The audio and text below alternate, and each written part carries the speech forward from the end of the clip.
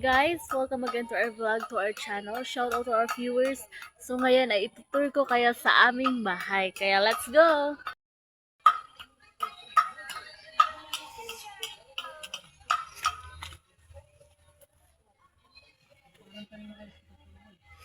Okay guys, so dito ay higaan yan dito.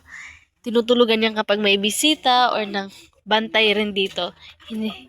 Hinihigaan rin yan dito. So ito naman sa part na to ay higaan rin dito. And dito naman sa part na to, ayan, para higaan. Ito po ay hinihigaan rin. Sa part na ito is, ayan, higaan yan dito rin sa part. Higaan rin. So, welcome here. Ito naman yung kwarto ko, master bedroom. Ayan. So, makikita nyo naman guys, simple lang ng mga ano ko dito. Ayan. Ito yung gamit ko.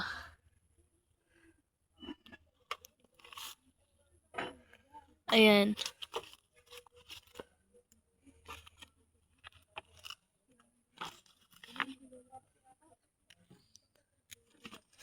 Nagre-reseller kasi ako. So, meron rin tayong baraha dyan. At ito. Mga gamit. So, ito lang yung ano ko. Meron lang akong cup. Binili ko sa Shopee. So, yan. Mga damit ko yan. Wala kasi akong cabinet, guys. Paglalaanan ko pang makabili talaga ng cabinet. So, ayan. Doraemon. So, small lang yung higaan ko. Ito naman is higaan rin yan dyan. So, yun lang guys. Thank you for watching.